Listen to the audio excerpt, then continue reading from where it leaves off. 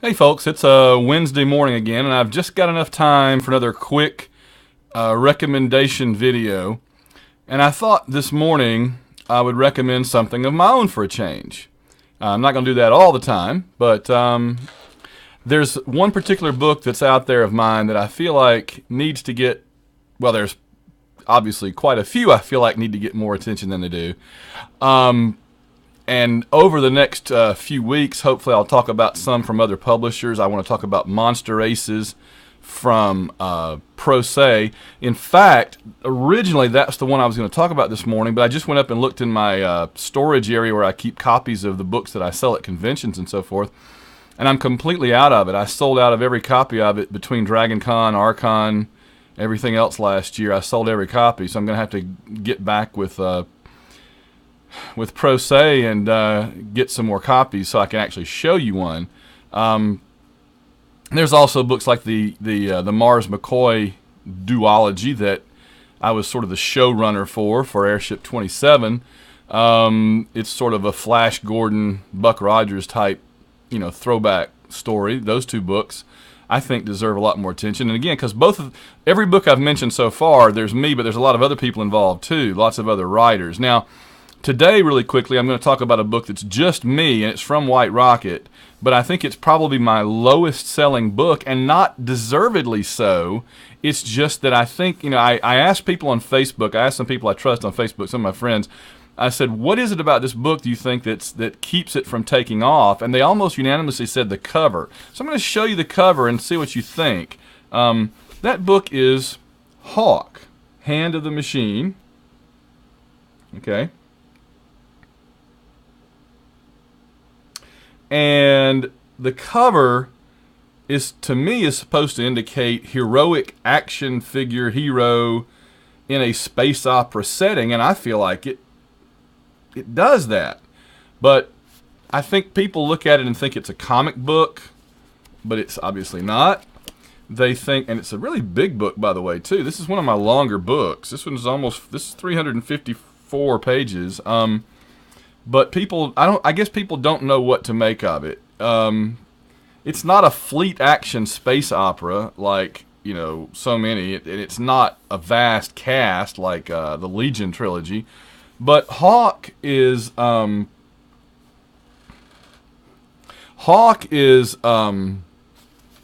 story of a lone agent. I used to compare it jokingly almost to Raylan Givens on Justified with his black Lincoln Town Car. Hawk has Hawk and his gun like Raylan, and then his triangular spaceship. It's hard to do this in the right angle there. You see the triangular spaceship back there. It's the story of how he awakens in a galaxy that has been completely shattered by intergalactic war, and doesn't really know what's going on, and he has to come to grips with it. He has a spaceship that talks to him, but he doesn't really. It's what we would call an unreliable, not an unreliable narrator, but unreliable co-star, I guess. And then he meets up with another agent similar to him, and he doesn't know how much he can trust that person. And then, over the course of the story, certain facts start to emerge, certain clues start to emerge that helps him begin to solve the mystery of, he kind of knows who he is now, but he has to figure out what's happened to him and why he was basically out of commission for so long and missed all the war and everything. So you have a number of other hands of the machine. By the way, the machine is a theme that runs through a lot of my it's a major component of my space opera universe. Basically, thousands or millions of years ago, some long lost alien race created this super intelligent computer system to look after the galaxy, and eventually they all got wiped out, and all that left was the machine kind of acting like the custodian, the overlord. Well, originally in a benign way, but is he still benign? That's a question that always hangs over these stories. Is the machine on the net positive or on the net negative? You know, is he more of a caretaker of the galaxy, or is he more of a dictator? And that's a question that continues to kind of simmer along in the background of all of my space opera books, or most of them, as we move toward things happening along those lines. There's still several more books I have planned in my space opera universe that will be turning the heat up and turning the pressure up on questions like that as we go forward. Now, the Machine, in order to enact his Pax Machina, his peace on the galaxy, he has created what he calls the hands of the Machine, and they are agents that go out and do physical actions to enforce, his law, his rules. And when Hawk starts, we see, and I'm not going to give you hardly any spoilers at all, but just so you'll know where this starts, where Hawk starts, Hawk has awakened, and there hasn't been a Hawk model of Hand of the Machine in a long time, and we don't know why, okay? And the Machine is silent, not returning people's calls, so to speak, so you wonder what's happened to the Machine. And the other hands many of them have either vanished, or they have gone into sort of looking out for themselves, shall we say, right? I mean, in other words, if you are a high-tech agent in a world, in a galaxy that has fallen to barbarism, right, then you're sort of like a Roman soldier after the fall of the Roman Empire, right? You got your cool armor and your weapons and your training, and you know all how to fight, and you're really, really good. You got a really good horse, shall we say?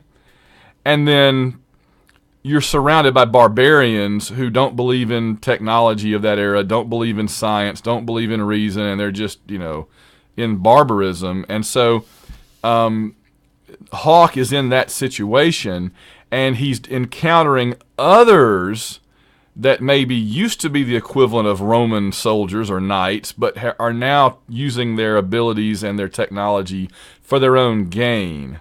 And there's some that it's questionable exactly what they're doing. And he runs into quite a few along the way. So, and I have a lot of references in here to other great science fiction stories that I've enjoyed over the years.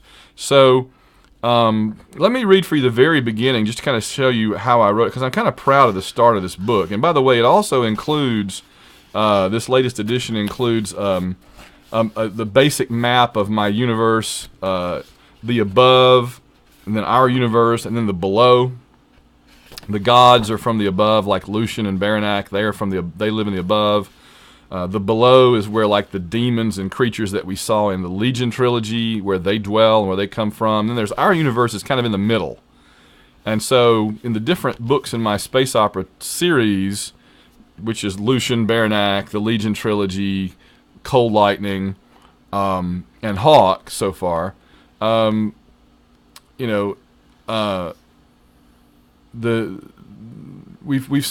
lost my train of thought, but anyway, we have there's a long timeline across those books. You go from very early on. I think Lucian and Baranak take us way back to the early part. Oh yeah, the above, yeah.